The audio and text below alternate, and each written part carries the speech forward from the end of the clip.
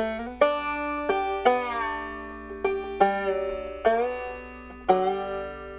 I'm Dave Bandrowski with the Banjo Studio.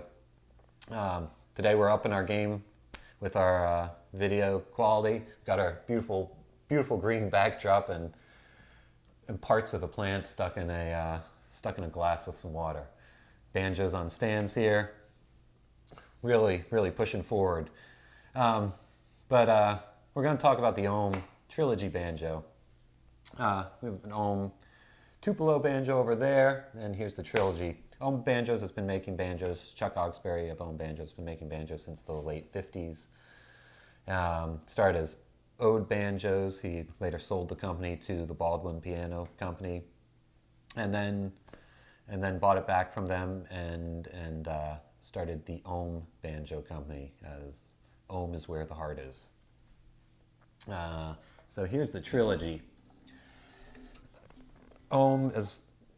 Chuck Oxberry is really good at his quality and craftsmanship is really good. He's very good at inlay work. These inlays are mother of pearl and abalone, and this banjo features an 11-inch rim, the vintage tone ring. It's an open back banjo.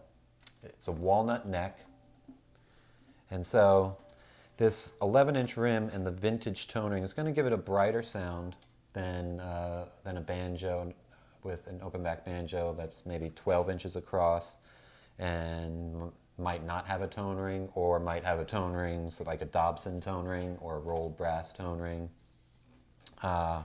So it's still really good for old time and clawhammer, but it's going to be clearer and richer and brighter than something with a 12-inch rim, like the Ohm Tupelo has a 12-inch rim right there and no tone ring. So much brighter banjo, much richer banjo, much clearer sounding banjo.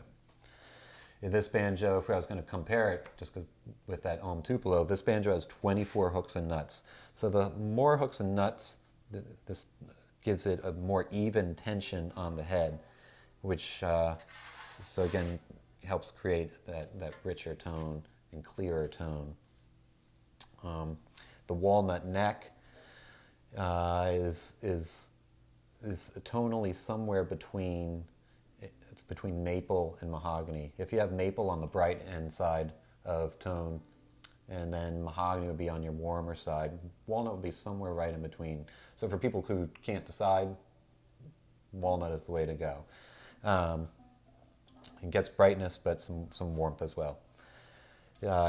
With the finish on here is a hand rub varnish finish, which is really nice and smooth, really elegant looking, and it's really thin coat put on. So that thinness of it really allows the neck to vibrate freely and get the full tonal range of the instrument out. Also comparing it to like a gloss finish, gloss lacquer, gloss poly finish, it's not as sticky. I find sometimes gloss finishes in humidity. We're in Louisiana, you sweat a lot, and when your hands sweat, it can get a little sticky with the gloss finishes.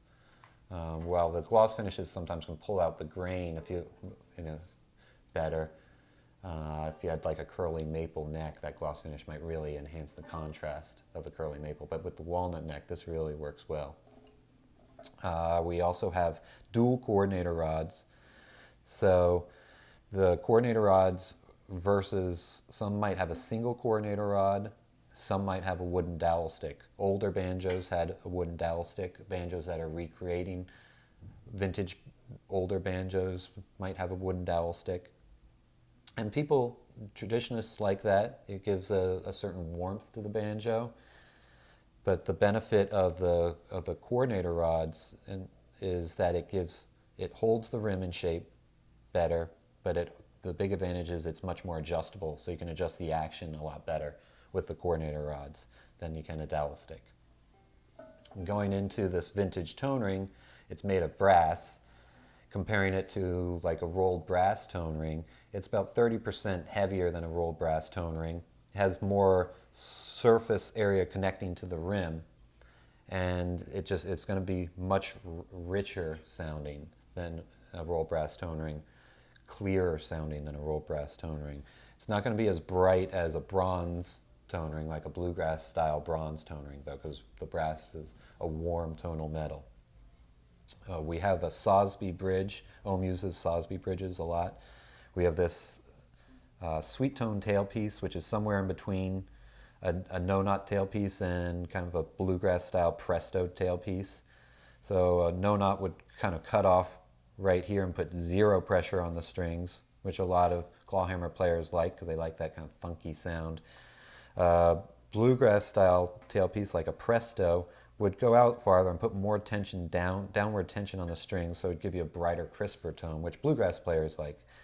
This is somewhere in between, so I really like it because you get some of that, old-time, funkier sound, but you still get a little more pressure, so you get a little bit more clarity of this banjo. So it goes hand in hand with what this banjo has, a real clear sounding banjo, while still having warmth.